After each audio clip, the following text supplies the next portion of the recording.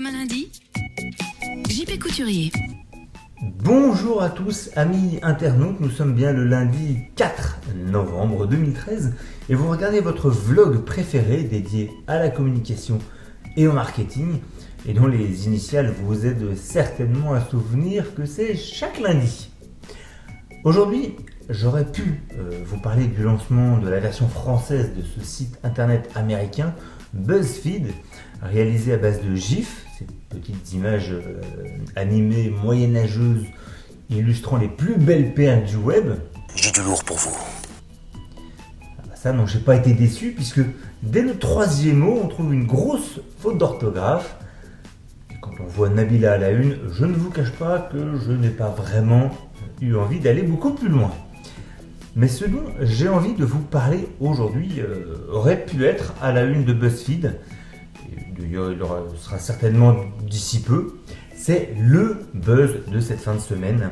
L'histoire de Serge Le Lama et de son escapade bordelaise. Voilà un sujet intéressant. Oui, intéressant, je dirais pas jusque-là, mais elle mérite qu'on s'y attarde 2 secondes.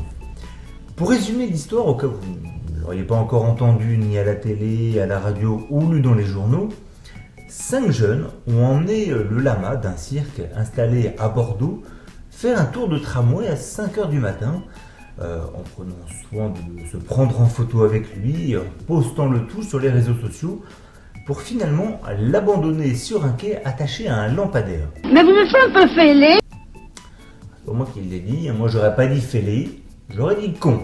Mais bon, ça n'engage que moi.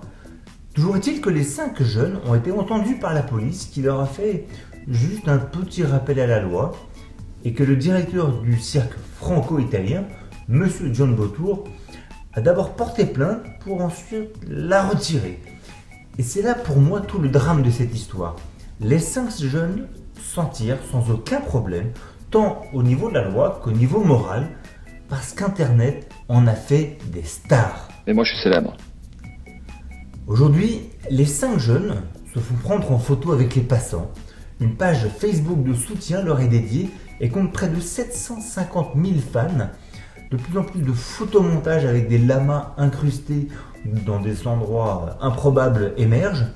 Il y a même une chanson parodique de Stromae intitulée Lama Outé qui vient de faire 1,5 million de vues sur YouTube en 2 jours.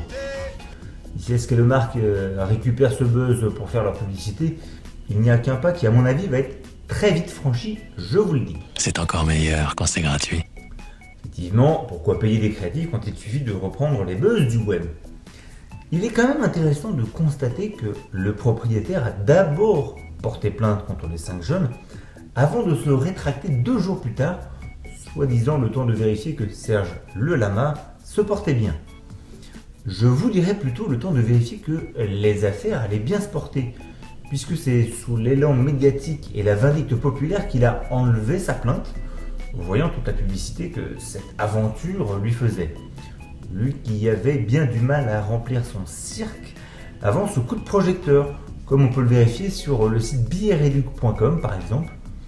Oui, des places avec 41% de réduction sur un spectacle qui n'avait que 2 critiques, datant de plus de 3 semaines, alors que les représentations ont commencé le 19 octobre dernier. Et connaissant un petit peu le système Billet Réduc, pour l'avoir moi-même pratiqué durant des années de café-théâtre parisien, c'est pas bon signe. C'est pas facile tous les jours, hein.